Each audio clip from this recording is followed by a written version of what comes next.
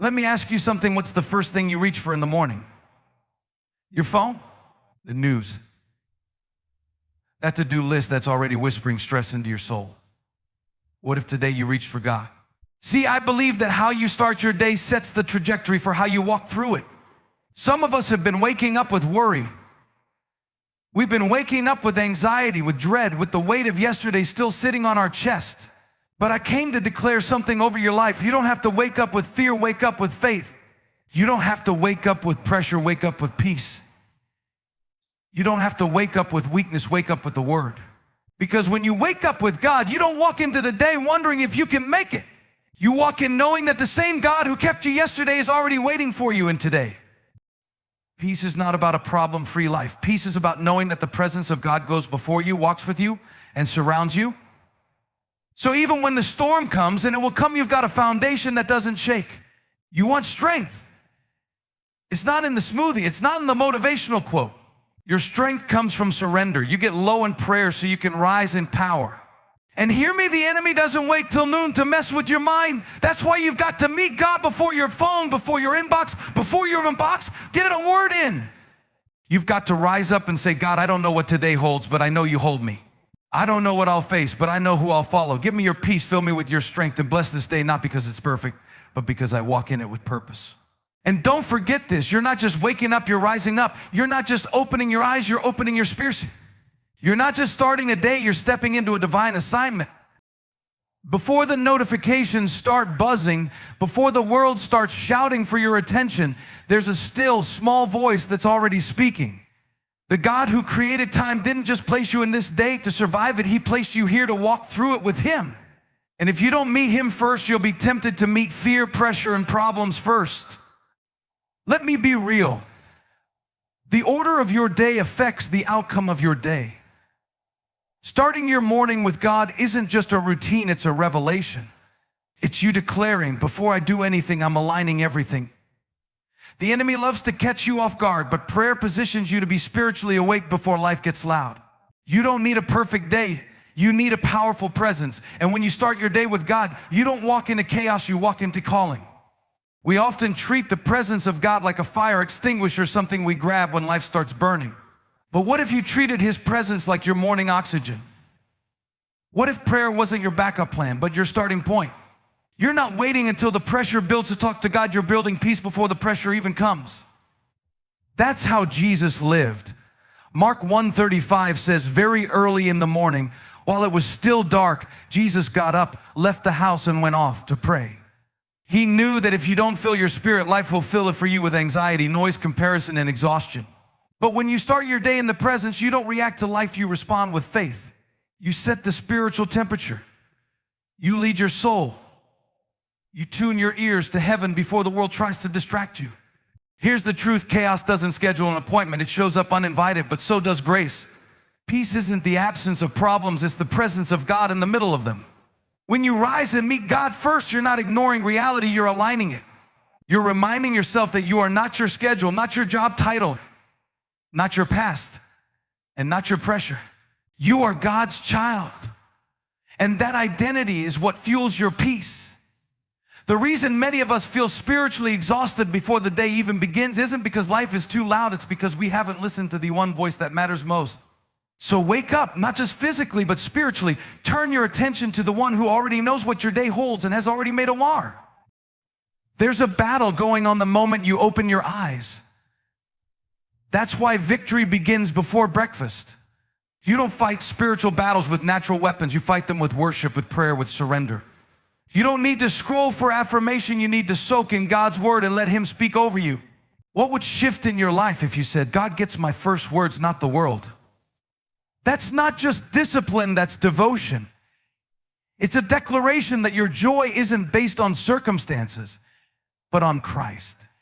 And when you start your day in His presence, you step into peace, strength, and clarity that can't be shaken. Before the chaos calls, answer God's call. Before the world tries to define you, let God remind you who you are. Wake up with Him, and you won't just have a good day, you'll have a God day. Let's get this straight. Peace doesn't mean the storm stops. Peace means you know who's in the boat with you. Some of us have been praying for God to calm the wind, but what if He's trying to calm you? See, real peace doesn't wait for things to be perfect. Real peace is a person, and his name is Jesus. And when his presence fills your heart, the chaos on the outside doesn't get to rule what's happening on the inside. That's why peace is not found in the perfect situation. It's found in the right revelation.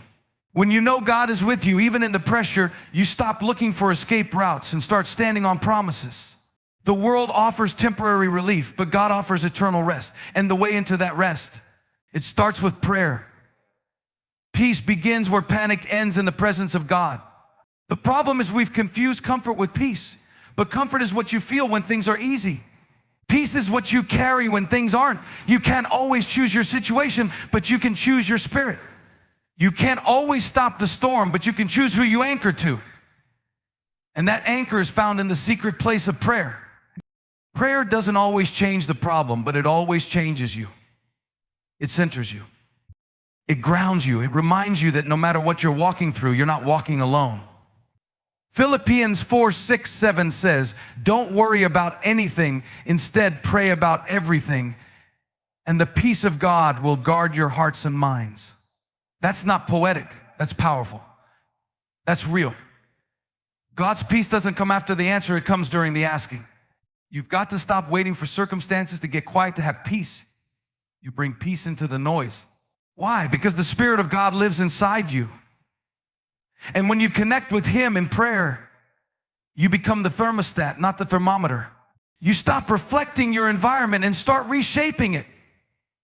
That's why the enemy fights your prayer life, because he knows that a praying believer is a peaceful believer. And peaceful believers are dangerous. They're not easily shaken. They don't crumble under pressure. They speak life in dry places. They walk through the valley with their head held high. Not because it's easy, but because they've been with God. The presence of God doesn't mean the absence of trouble. It means the assurance of triumph.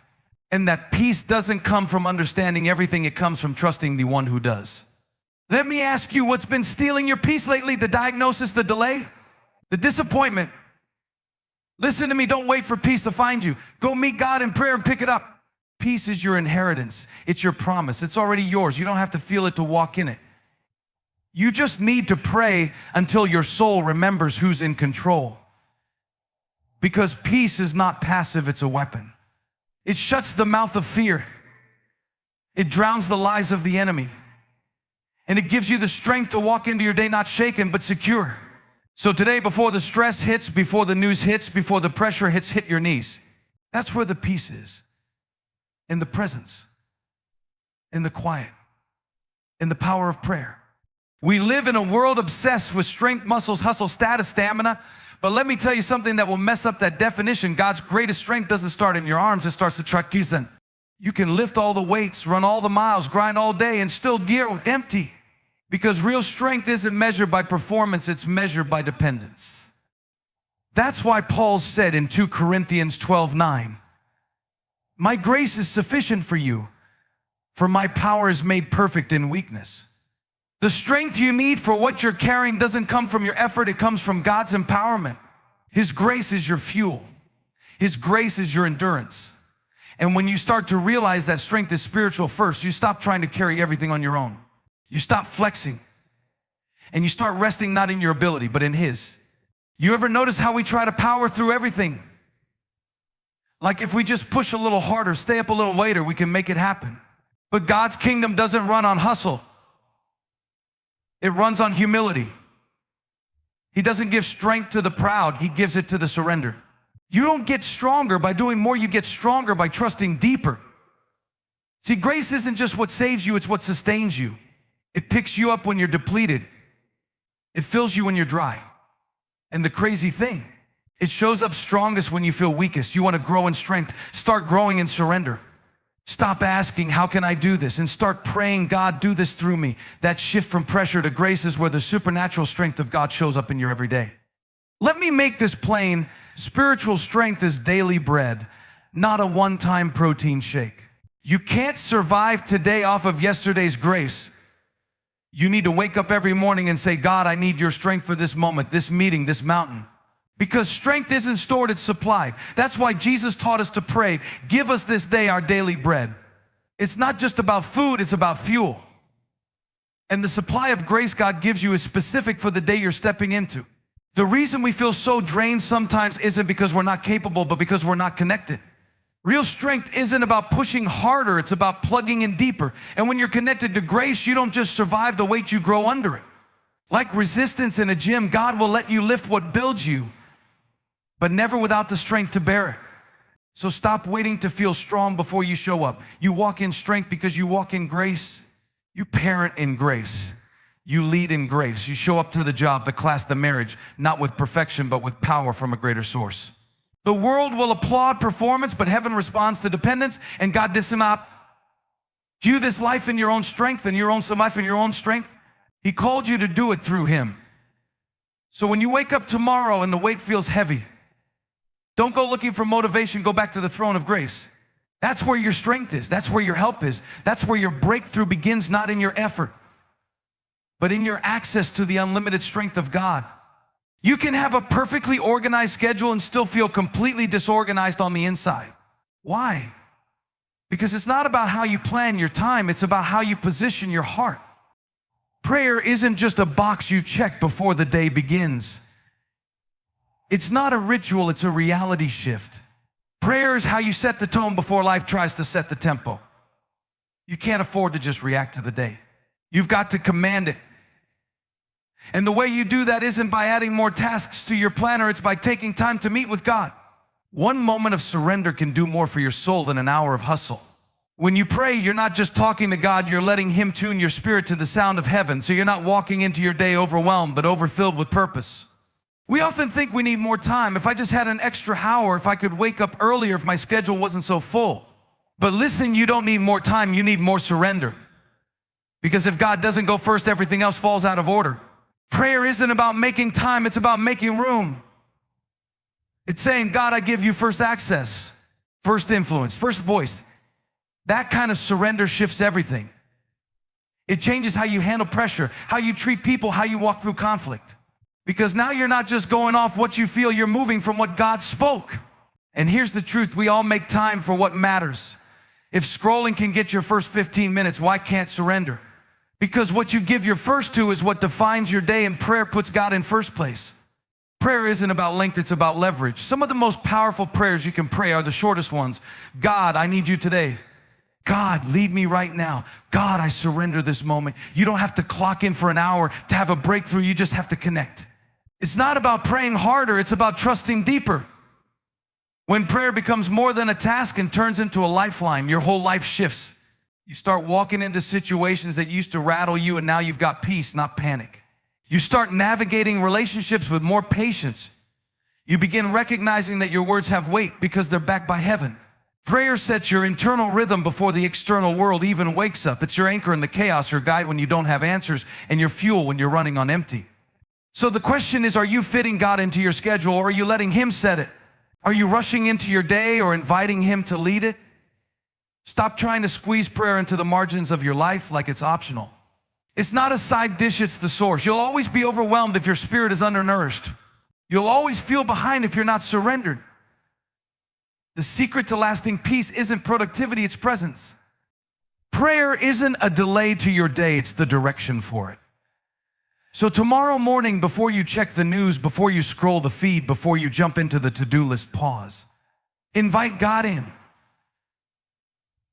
Let Him set the tone. Because when God leads the way, you don't just make it through the day, you walk in power. Let me tell you something that will shift how you see your mornings. Waking up with God is warfare. You think you're just getting out of bed, brushing your teeth, pouring your coffee, but in the spirit, you're doing something far greater. You're drawing your sword before the enemy even speaks, because anxiety doesn't wait until noon to whisper in your ear. Doubt doesn't knock before barging in. Fear doesn't schedule its attack. That's why you don't wait to pray after the battle starts. You wake up already dressed for it. When you give God your first breath, your first thought, your first moment, you're not just starting your day, you're securing it. You're stepping into a fight with heaven on your side. Prayer is not passive. Worship is not optional. God's presence is not a luxury. It's a weapon. And how you wake up determines how you'll stand up. If you don't start your day with God, you'll start it with something else, and whatever starts you, steers you. You'll start with worry. You'll start with pressure. You'll start with comparison. You'll open your phone before you open your heart, and now your spirit is reacting instead of ruling. But when you start with God, something shifts. You stop letting the world tell you who you are, and you let the Word remind you whose you are. You don't walk into the office with fear, you walk in with fire. You don't answer the voice of anxiety, you silence it with authority. Because you didn't wait to feel strong, you declared strength before the day even tried to take it from you. That's why waking up with God isn't for the religious, it's for the ready. Ready to rise, ready to resist, ready to remember that you are already more than a conqueror. This is how we fight our battles, not by running, but by returning to the secret place. Your bed is the battlefield. Your knees are the weapon. That moment before the noise hits, before the headlines start, before the phone calls come, that's when you claim victory. Don't underestimate how powerful it is to say, God, this day is yours. Lead me. Strengthen me. Use me. You're not asking for easy, you're asking for equipped. And equipped people don't break under pressure. They stand firm in faith. Jesus fought temptation in the wilderness with scripture, not strategy. He didn't just know God's word, he used it. And that's what waking up with God gives you, a weapon that's sharper than fear, stronger than doubt, and louder than anxiety. When you meet with God first, you don't need to be afraid of what the day holds because you know who holds you. So don't let your alarm clock be the only thing that wakes you up. Let your spirit rise too. Wake up with purpose, wake up with perspective, wake up with power. Don't let fear speak first. Don't let doubt dictate your steps. Meet with your Creator and let Him speak louder than me. That's why worship is warfare. That's why prayer is preparation. That's why starting with God isn't just good, good's essential. You're not fighting for peace, you're fighting from peace. You're not begging for breakthrough, you're waking up in it. And when the enemy comes to steal your joy, to plant seeds of insecurity, to cloud your confidence, you'll already be armed, already alert, already anchored, because you didn't wait for the fight to pray, you prayed before the fight came. And that's how you win in the presence before the pressure. You didn't just wake up into another day, you woke up into a day God has already walked through. That thing you're stressed about, He's already been there. That meeting you're dreading, He's already ahead of you.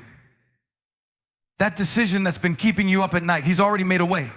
See, God doesn't check your schedule when you open your eyes. He wrote it before you were born. Psalm 139 says, every one of your days was ordained before one of them came to be. That means today is not random. Today is loaded with divine intention. So when your feet hit the floor, stop saying, here we go again. Start saying, God, what do you want to do through me today? You're not waking up to survive, you're waking up to walk in something sacred. Purpose is waiting, and God is already in it. We often wake up bracing for problems instead of leaning into purpose. And that mindset will rob your day of its meaning before it even begins. If all you see are the problems, you'll miss the fact that God placed you in this day on purpose for a purpose. You are not a random participant in your Monday, you are a divine appointment wrapped in skin. The enemy wants to keep you reactive, stuck in fear, focused on what could go wrong. But God wants to make you responsive, anchored in faith, alert to what He's already set in motion. You're not chasing purpose, you're waking up in it. You don't have to find your purpose today, you have to follow the one who already prepared it. And when you wake up knowing God has already gone before you, you stop asking, why me? And start declaring, why not me? Let's be honest, some days feel like you're waking up to battle, not blessing. But don't confuse tension with the absence of God. Sometimes the pressure you feel is because there's purpose on the line. You think you're waking up to fight problems, but what if you're actually waking up to win territory?